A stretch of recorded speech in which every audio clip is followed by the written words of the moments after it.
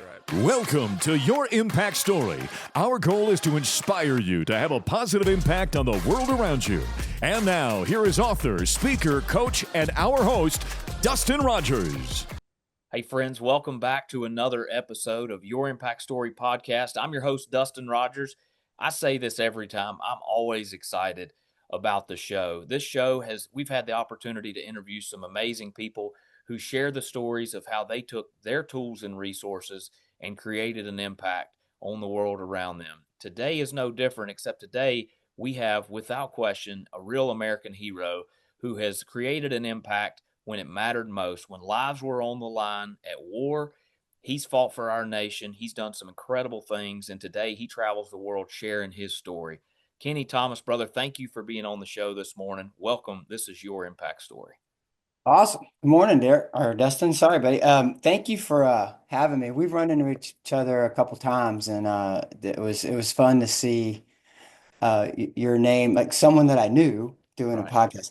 Podcasts are great, aren't they? Like, and I love the sort of it's the rise of the cast because you get to hear a buttload of great stories, and really that's how people download information into their brain. That's how the stories stick. So I thanks. And thanks for letting me get a chance to tell ours.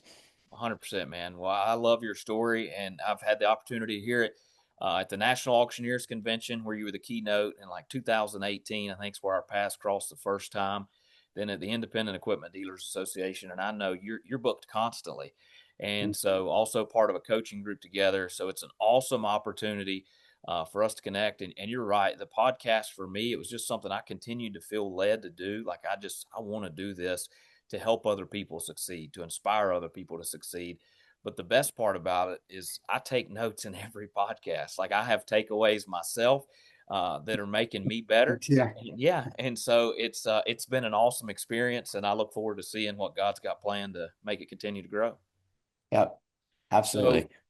So Keni, early in life, I mean, you have such a long list of accolades. Tell the listeners who maybe have not heard of you or heard your story, just tell them a little bit more about you, because I just kicked the podcast off introducing you as you and I are good friends and talk to each other. Just tell a little bit more about yourself, and then we'll go from there. How's that? Yeah, like how awkward is that? Hey, enough of you talking about me. Let's have me talk about me. That's it.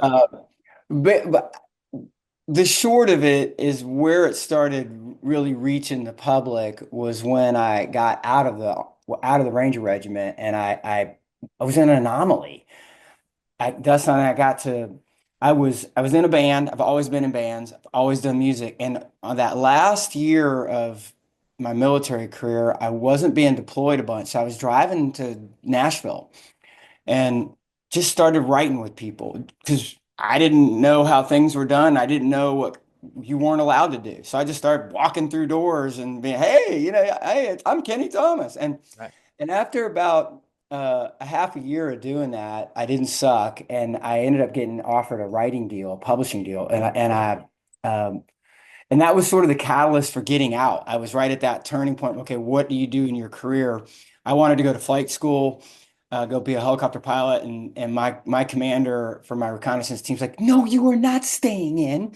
You're going to Nashville. You're going to be a big star, and you're going to make us all proud. You're getting out. I'm signing the papers. And it was like a wise Yoda. He was one of those guys kind of pushed me in that direction because I wouldn't have done it. Because the easy thing to do was to stay on the course you were on. That's always the easy thing. It's a little scary to hop off of the path, right?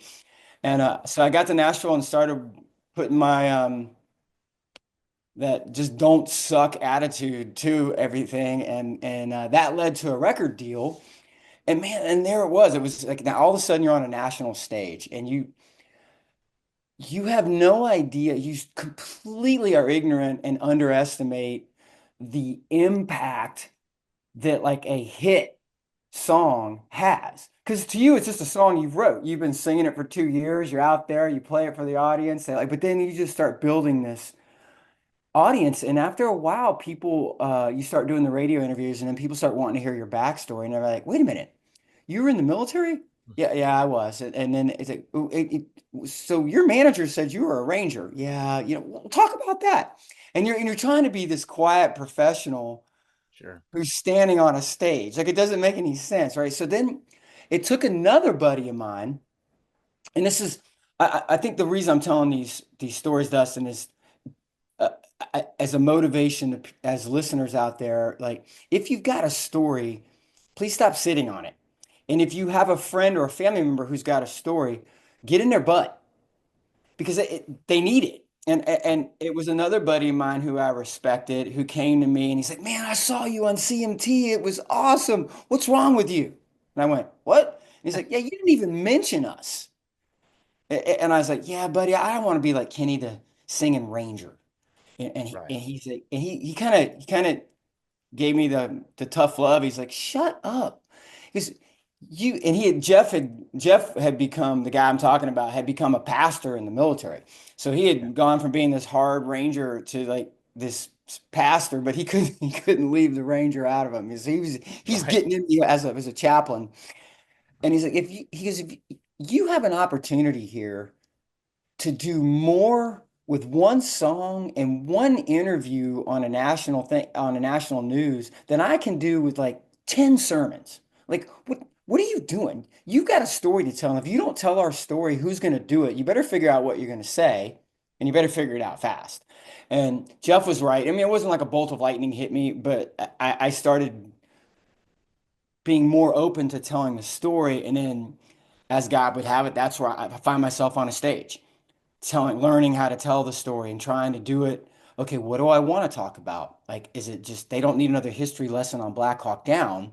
What they need is a story of, and I started thinking, okay, what do they need? Well, they need a story of overcoming. They need a story of teamwork. They need to know what that really means to lead. Why is the Ranger model lead? And that's where how you and I cross paths. I just Absolutely. started doing that, and I was always good on a stage, so that was a good place for me. And I learned to do it pretty well.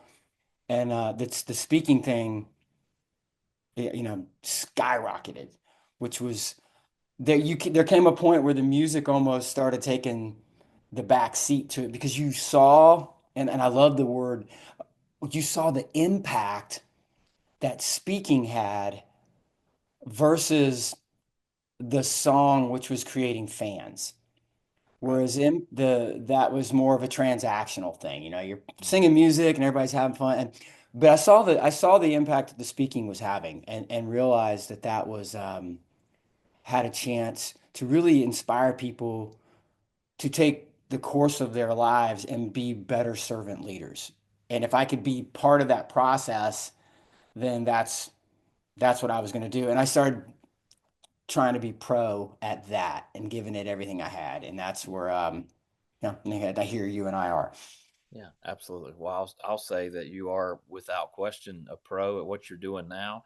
And I think one thing that is really awesome about your story, Kenny, is when when I heard your message the first time, right?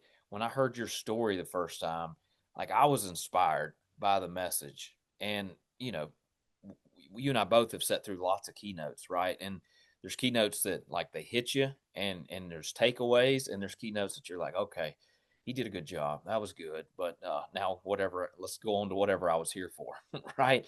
Whatever else Right. I came for this, this event. And so, but your story and what you did in the military, that's a defining moment in your life. But you said it a few minutes ago. If you have a story, don't sit on it, right? So many people, they have this point in their life, and or maybe they have early success, right? And then something changes and life changes, or they're going through a transition and they don't know what that next chapter looks like. And we tend to define ourselves in the chapter that we're in or most recently coming out of. Mm. But sometimes it's really hard to be that 10.0 version of yourself and discover what that next chapter looks like after that transition. And I think it's so awesome that you took, you know, in the beginning you didn't see this path that you're on now. You didn't see the stage even the stage, right? Much less the public speaking and being everywhere. That wasn't the vision that you had at the time. It was either career military, right? Go to flight school, fly helicopters, and or play music.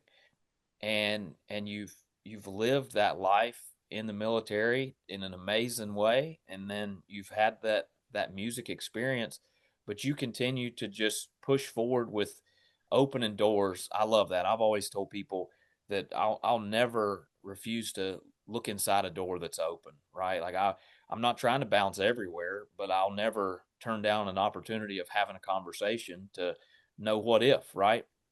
So if the door's open in front of you, at least look inside. But you've created a life of success from that just willingness to have the conversation, that willingness to open doors and see what's inside. And so I think that's awesome. Let's go back because you have such an amazing story. Let's go back pre-military, right? Tell me about Keni Thomas before he enlists in the military, before he gets started in the military, early life, or just early days in the military. Tell me a little bit about that. Who inspired you in those early days, maybe to go into the military? Yeah, those are good questions. But Dustin, make sure that we circle back. Put it in your notes. Make sure we circle back to the never missing that opportunity to turn down just a conversation about what if. And that's a good lesson in synergy and being a great leader, because that's number one is learn to listen, right? That's the number one skill set in communication. So make sure we get back to that one. But Okay. it's funny. I was part of a study, kind of like, okay, what do you want to focus on when someone asks you about your early life and how it relates to the story? Um, I grew up, I was, my parents were, my dad had been he was a ranger in Vietnam. I spent, I maybe got to spend the summers with him in my elementary school days. You know, the war was too much for a young couple. He had done three deployments and they didn't last. So it was a single mom household, my sister and I. And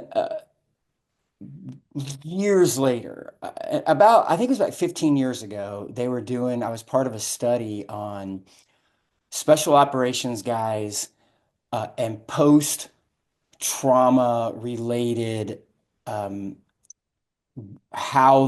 why it was so concentrated in the special operations community. And surprisingly, what we found out in the studies that it isn't the battlefield. You would think, okay, well, special operators on the front lines, they're the guys, they're always in it. You know, they're always fighting. But that wasn't it. It was surprisingly, it wasn't the combat trauma that was the issues. It was an exasperation of pre-existing from like the 4 and 5 year old Hmm. time frame. And you know, all of us, like we could have a whole hour discussion on we all of us as adults have been scripted and programmed by these childhood things that we just as little kids we just couldn't process it. Right. So we figured it out the best we could, and it kind of wired how we respond to things. And most everybody has one or two traumas in their lives. Whatever that, you know, let's say there's 10 human traumas, and they could go from as, you know, death, um, uh, they could go to rape, they could go to all kind cr abuse, all kinds of accidents, all kinds of crazy things. But what they found to get to the point was that the special operations personnel, if most people have one or two, they had at least 4 to 5. Wow. And so in the back of their heads, somewhere in that programming, they went into something where they could go right the wrongs of the world. Hmm. Does that make sense? And when you start seeing it that way and it starts unveiling, you're like, oh, wow, that's where. And then on the surface level, a son always looks to the father. And you know, my dad was a ranger. He didn't push it on me by any means. He wasn't real present, but he wasn't. not. He did the best he could. Right. And I always figured it was something I should go do. So when the first Gulf War started, and I was getting through college and was like, I need to go serve. And it was just ingrained in me. And so that's how I ended up going into the military. But why I ended up in special operations was, well, okay, I kind of knew I went in to go fly helicopters, but they put me on a long waiting list, right? And I was like, a year? You can't be kidding me. Like, like you and I now are laughing at a year. But so I went to the Rangers because I knew my dad had done that and I thought I knew what it was. But why it suited me and why I felt at home there was because that I needed that. I needed that structure of purpose and I needed that overachievement because I was a straight A student, four varsity sports, college scholarship. I just was an overachiever and I needed that type of team to be part of. I Right. needed to be part of something like that. And then it came back to why did I love it so much? Why was I comfortable here? Why was I really good in all of this chaos? And it was because I had grown up in absolute chaos Right. and was good with it, right? So that a couple things I did there for you. One was a research study showing that even as adults, we still get scripted and programmed by our stories, and Hmm. that you do have the ability to rewrite your stories because they found the other demographic that was just like us in special operations that followed, same age groups, same childhood traumas. You know where they were? Prison. Really. Isn't that crazy? Like, as you know, that's a razor thin line of right and wrong. And Right. they didn't have the structure, they didn't have the purpose, and they went Wow. off the edge of the cliff. So I mean, that point I wrote down, trauma impacted people want to right the wrongs of the world, but it's a thin line between they follow that same path or they seek to right the wrongs of the world, right? That's Right. And it incredible. takes somebody That's to right. step in and have the courageous conversation. Like being brave in front of someone shooting at you is pretty easy because it, Right. they're just shooting at your Okay. buddies and it's a simple like, okay, stop shooting because I don't want you to shoot my guys. I don't want you to hurt my guys. Right. Out here in the real world, having people, this, having that courageous, having character enough to step up and have the difficult conversations. And you'd be surprised, like people will all nod their head in the audience. But when it comes down to it, I find that very few of them are willing to have those uncomfortable conversations and go tell somebody, hey man, you're on the borderline of jacking up and instead of just I'm just gonna cut away from you because oh it's just a business decision. No, no, no, no, no. It's always people. We got I'm gonna step in and I'm gonna do I'm gonna roll up my sleeves and do some difficult work of doing everything I can to set you up for success. Now, if you keep moving off of the deep end, then okay, that's your choice. But I'm here to tell you you're going you're you're vectoring in the wrong direction, and I've got to step in. And nobody wants to have that conversation, but it has to happen. Absolutely. And uh, you made the comment, it's just business, right? And I've said before, like that comment's made a lot as an excuse, right? Oh, it's just business, and a decision is made with just to justify an action, but it's a person affecting another person, right? And usually that is because there's a lack of leadership and support there. That person needed something that they weren't getting, right? Maybe they didn't understand the demands, maybe they didn't understand the requirements, the KPIs, the metrics, whatever it may have been, but there was a disconnect there. And then it's easy to just say, hey, this isn't working, best wishes. Yeah, that's a really you just summed it up really well. Like you're absolutely right. There's when something like that goes down, if you're willing to sit down with a win-win mentality. Like, okay, what are some solutions to this that we're willing to have this conversation that weren't there before? And Right. you're right. If you if you can get through it without defensiveness and blaming and maneuvering and all that, you'll start finding that there was a disconnect, just like you said. Someone wasn't clear on the metrics, and that comes back to, you know, the number one issue, like lack of communication, being clear about what you wanted, what your expectations were.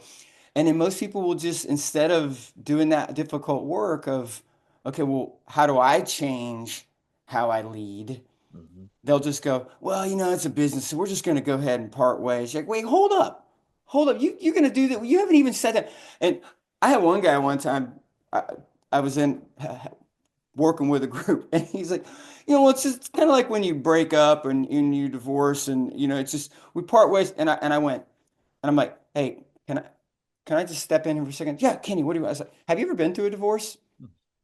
Um, not, no, I haven't. I go, it's gut wrenching, and there's no good side to either one of it, because it's crushing, and if you can work it out, but also know that it takes two parties willing to work things out. And that comes back to the character of the leadership, and which is why that's what I've chosen to preach. It's like character, purpose, servant leadership is so simple. It's the Ranger motto. It's Rangers lead the way. And they didn't mean, hey, we're always first onto the battlefield. What they meant was we set the example for others to follow. And that trickles down to everything. It trickles down to how you lead people. It trickles down to how you carry yourself. It permeates your character.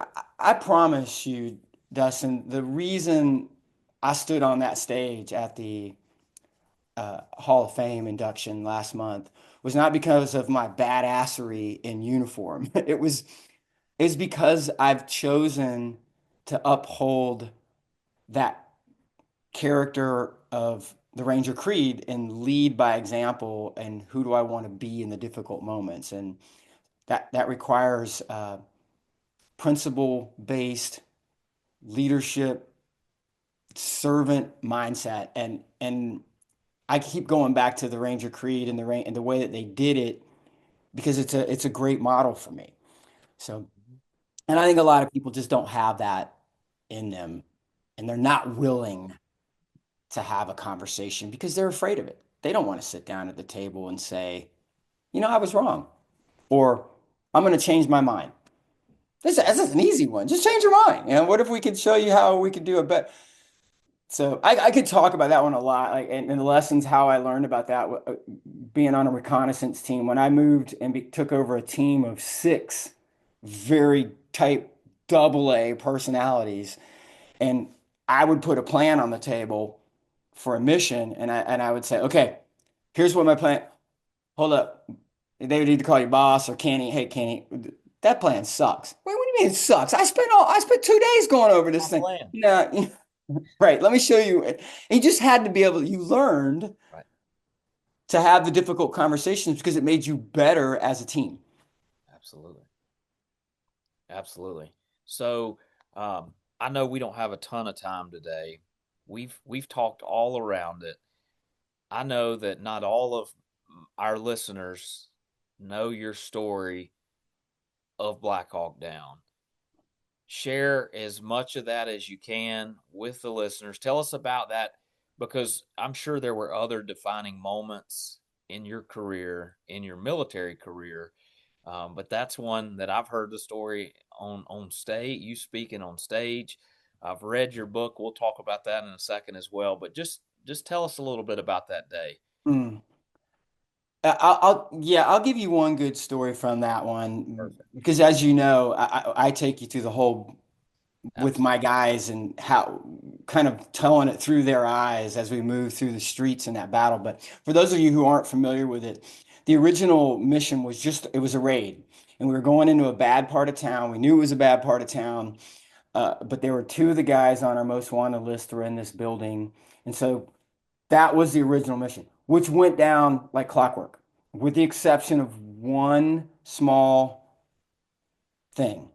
And as you know, that begins to snowball. We had one guy who fell out of one of the helicopters, which it probably wasn't a small thing to him, but he fell out of the helicopter and they were a block off. They weren't where they were supposed to be. So you have four helicopters hitting the four corners of the building and they were one block up the road. So now you got these vehicles that had to show up and take the wounded guy out, and that left us some vehicles short because they bring all the prisoners out of the target building. We hit the raid. We get the two guys that are in there. Each guy had 12 bodyguards. So the mission went down like clockwork. Pull all the bad guys out. The trucks drive up. We throw all the bad guys on the trucks. Trucks drive away. But we were a couple vehicles short now. So we're waiting on another ride. So 2 or 3 minutes too long on the target. That's when the first Black Hawk got shot down. And that's where the story, the title came from, Black Hawk Down. All the radios came alive. We're waiting for exfil, and that first bird goes down. And I can describe to you what we were feeling because all y'all out there have felt the exact same feeling. It's, oh my gosh, I can't believe that's happening. That's what we were thinking. I can't believe it's happening.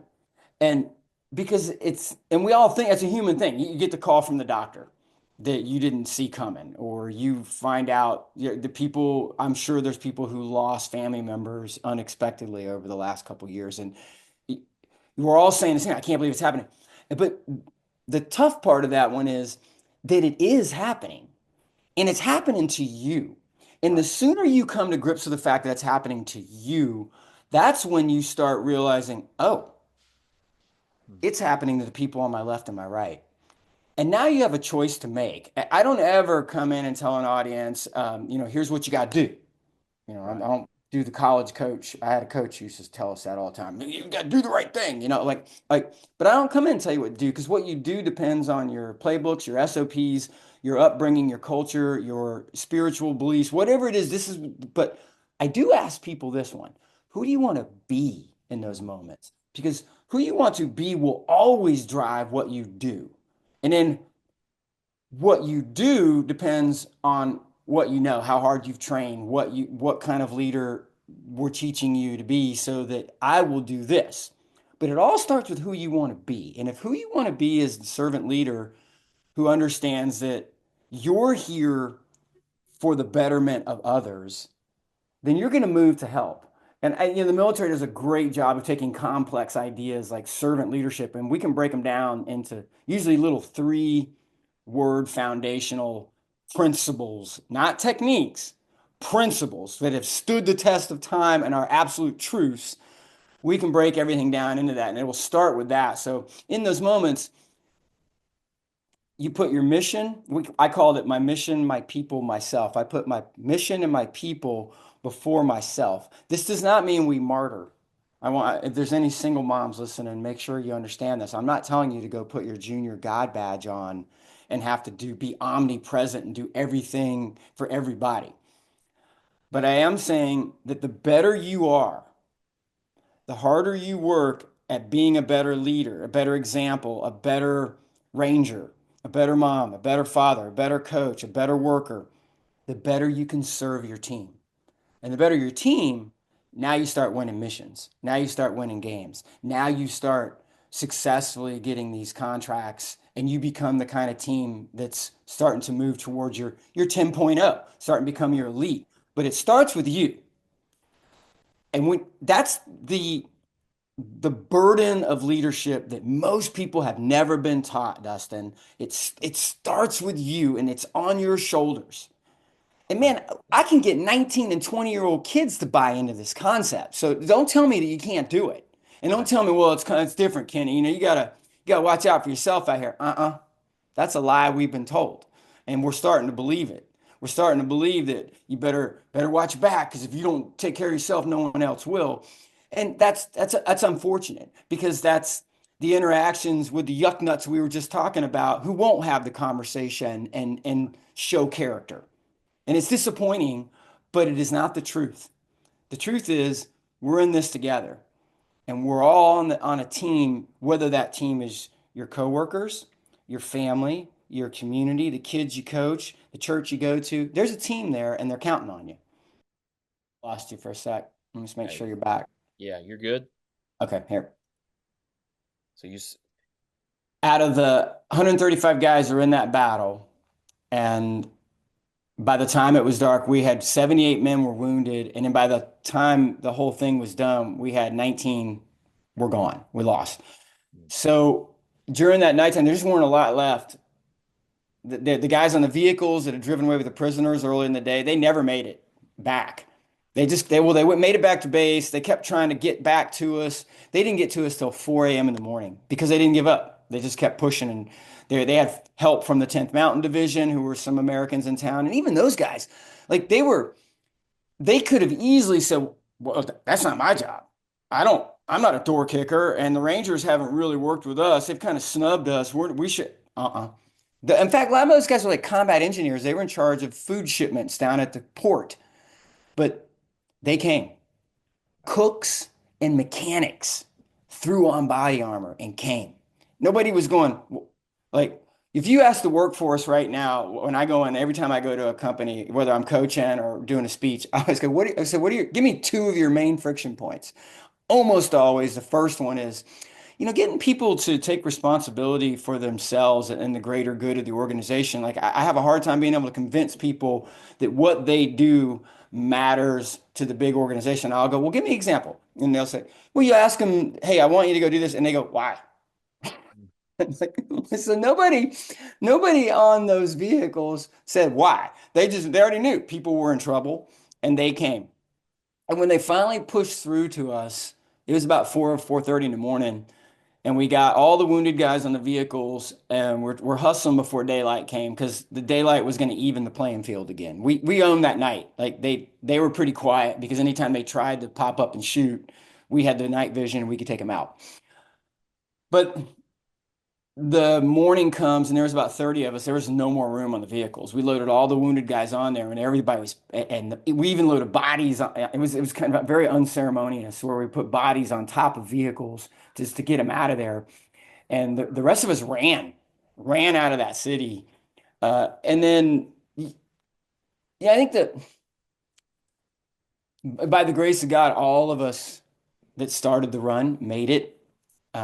I've been back to Mogadishu a couple times, and to this day I can't tell you other than by God how we made it out because I forgot how narrow the streets were and what a shooting gallery the whole thing was. But I think we moved fast and we didn't slow down and we ran. We'd fought all night, man. Everybody was smoked, and you were carrying weapon systems of your wounded guys for you. We were carrying a lot of weight, but we were athletes, and we just kept moving, and we made it out. And for those of us who made it out of something where others didn't, you're going to spend the rest of your life thanking those individuals that were on your left and your right because by that grace, they're the only reason you're still here. And it's why, someone asked for a podcast. Absolutely, I'll tell the story. I'll tell a story of Randy Ramaya, uh, David Floyd, and Eric Saransky, and Melvin DeJesus, and Mike Kurth. I'll be happy to tell you those stories. absolutely. It is. I mean, I remember just first time I heard it, sitting there and all. I've got your book. I'm going to talk about your book for just a second, or let you talk about the book. But Get It On is one of the best stories I've ever read. I'm not just saying that because you're on the podcast. I felt like I was there. I felt like I was part of the story as you're walking through and telling the story of fighting your way out, right? Of saving lives and protecting your team, and just leadership sometimes just comes up on the fly, right? It's that phone call. It's that, hey, this is happening and it's happening to me. It's go time. And who do I want to be in that moment? That's incredible because, not only did it define your life and your future, it got you and your men out of that danger and then carried forward. But tell us a little bit about the book. Where can we find the book for those who didn't get it in person and have it autographed by you? Look at that. Where can they find the book? You know what we'll do for the listeners on this? Let's do this. I'll give you a link Okay. they can get the audiobook. They can download the audiobook for free Awesome. because I now own the rights to it, which is great. And I got that back from the label. So I have the rights to that and I can give you that. And then what that does, it puts us in touch and we can start, I can, if you got challenges or friction points, like, hey, Kenny, how do how do I sit down and have that tough conversation with somebody? Or, hey, Kenny, I've got a veteran friend of mine and they're still a little off. You know, you now know how to get a hold of me and we can make that introduction. And I'm happy to step in. I'm I you know what? Yeah, listen, it took me a minute because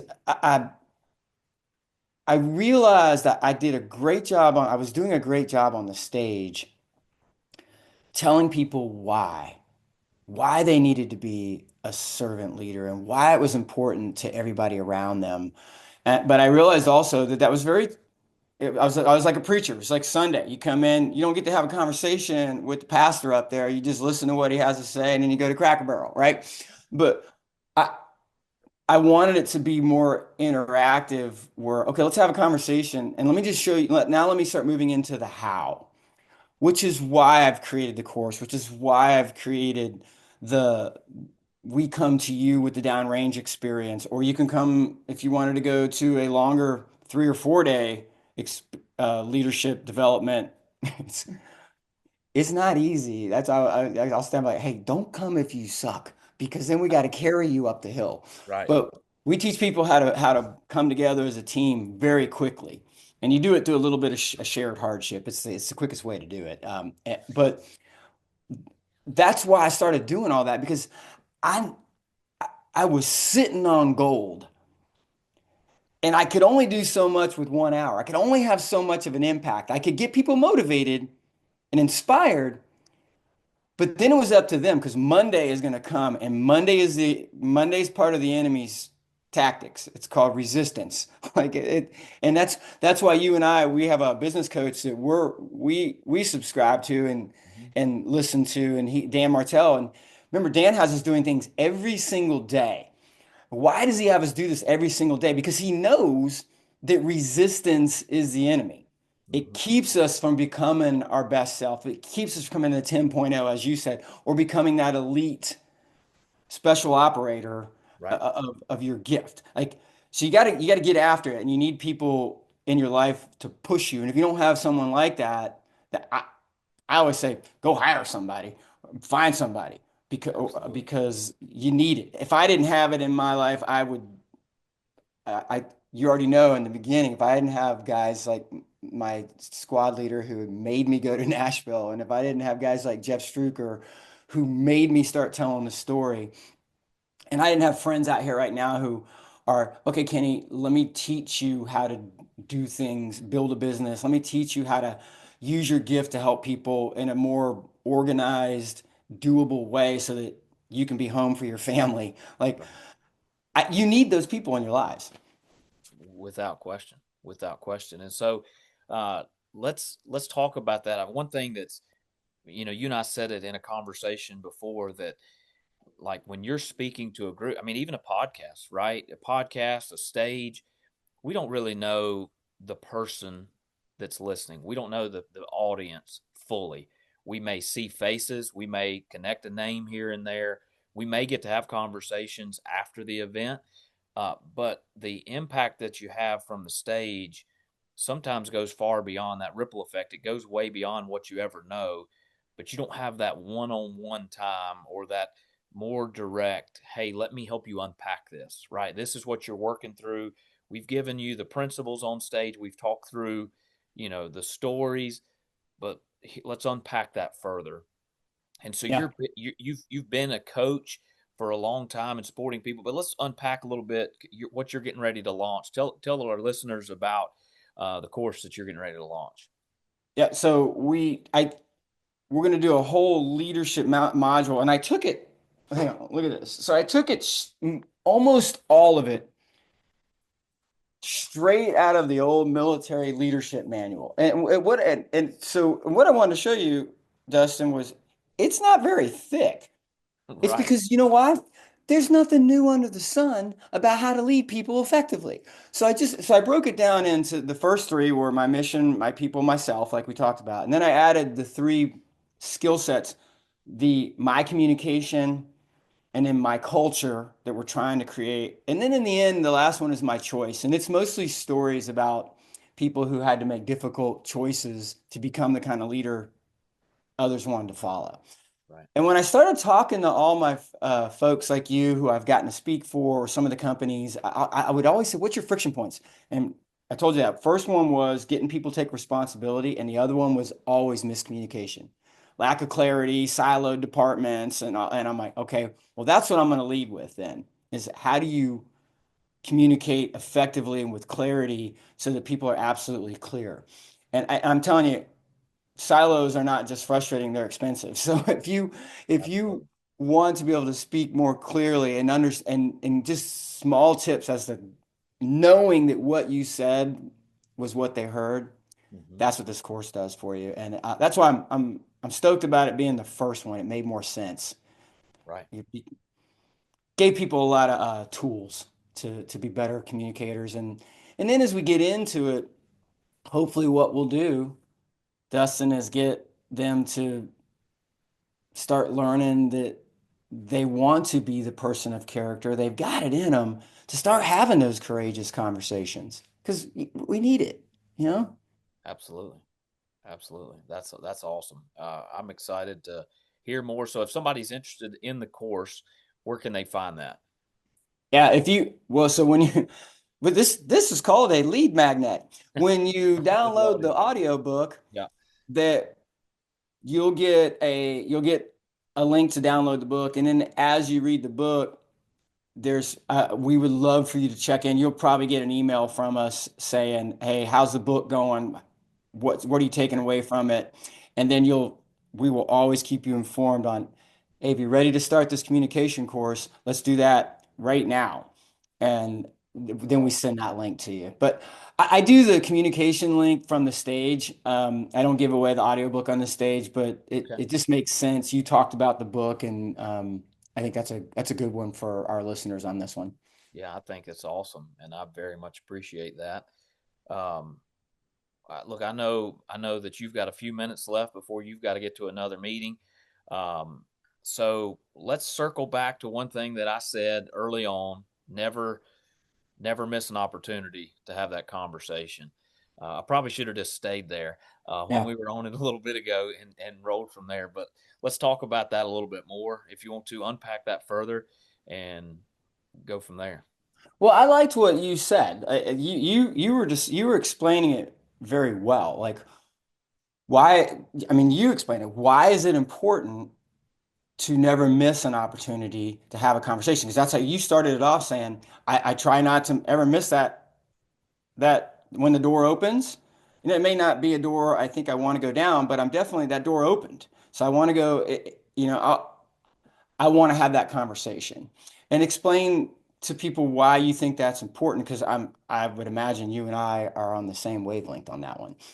Yeah, absolutely. So I have throughout my career, I have networked. I love meeting people and interacting with people.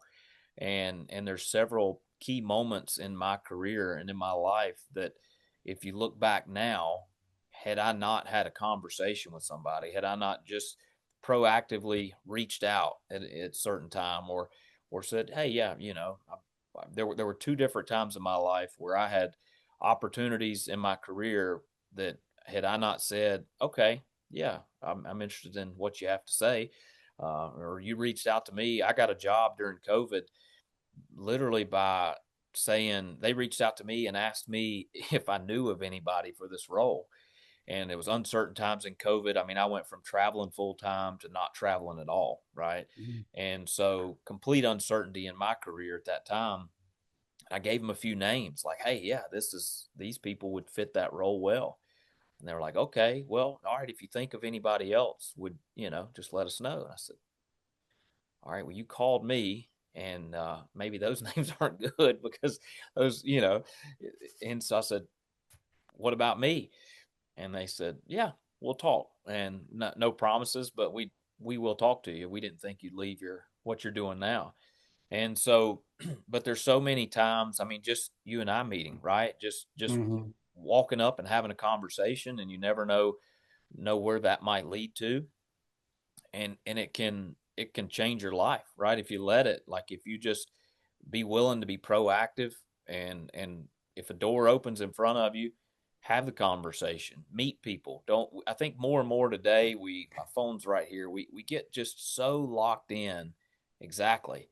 And we look at the world through somebody else's 10.0, and we look at everybody else's world and we miss our own, right? We miss our own world that's around us, and we miss our own ability to create an impact because we're just locked into what somebody else is doing. But if you just, I mean, I use social media.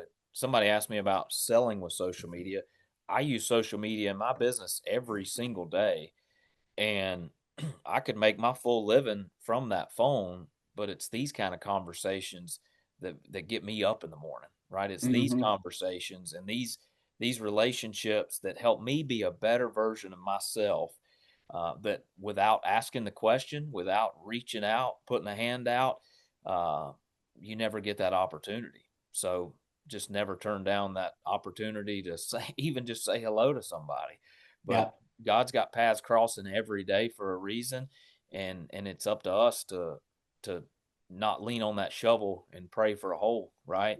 But just allow Him to Yeah. embrace what He has around us and create an impact. Why didn't you rescue me? I sent you 3 boats, right? Right. Exactly Remember right. that one? Yeah. Absolutely, Yeah. absolutely. And there's so Yeah. much of that in life. You're all over it. It's I can relate it. It's funny. I will relate that one to songwriting.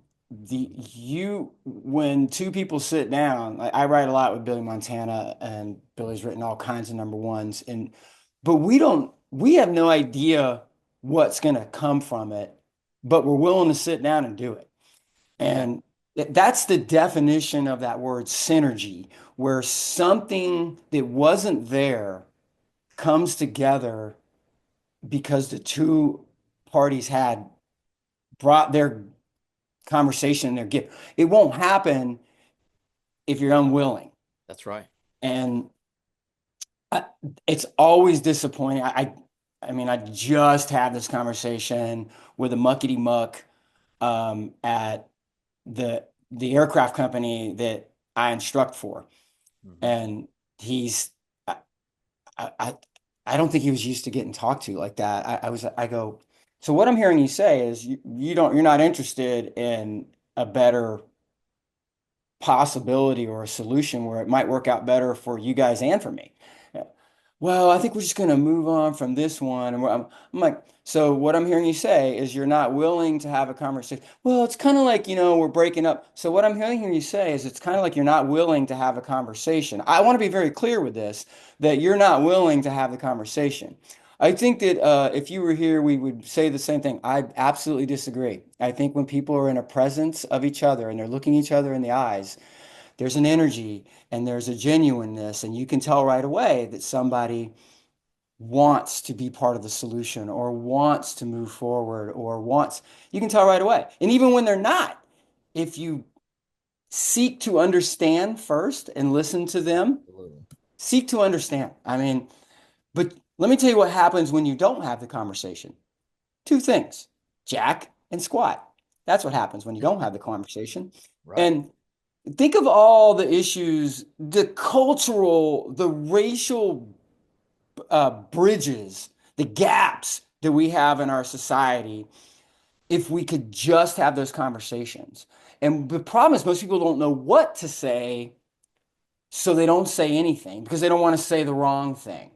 That's right. But that does zero. And man, during the COVID, I had this idea. I wanted to put together this um, League of Justice superheroes from all these different cross cultures. And let's start going out there. Hey, what if like Coach Tony Dungy, a black man who grew up in with understanding what a young black kid goes through. And then you have a white kid, guy Keni Thomas coming in, telling his combat story.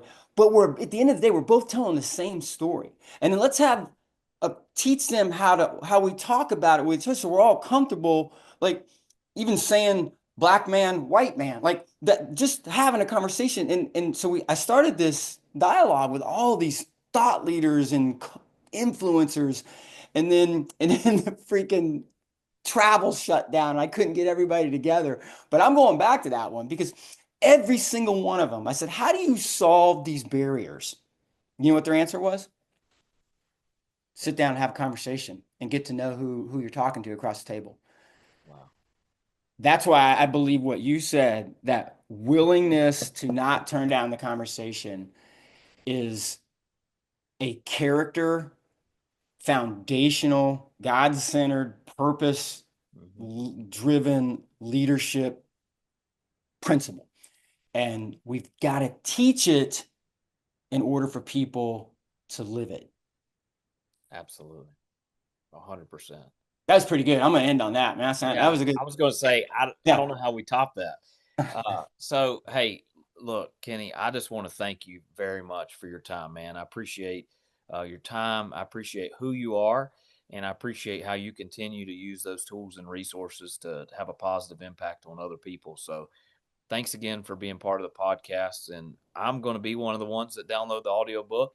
There you And go. Hey, you're going to like the guy who's reading it. He'll sound familiar to you. Perfect. Sound familiar. That's awesome. Well, I look forward to listening to it. Thank you for that gift to our listeners. Look forward to you and I staying in touch and just seeing where life takes us. Yeah, buddy. Let's be intentional for sure. 100%. Awesome. Well, ladies and gentlemen, that wraps up today's episode of Your Impact Story podcast. Thanks again to Keni Thomas for all that he's done for his service to our country and for continuing to create an impact around the world. I hope this episode inspired you to go out, use the tools and resources that you've got to create a positive impact on the world around you. God bless.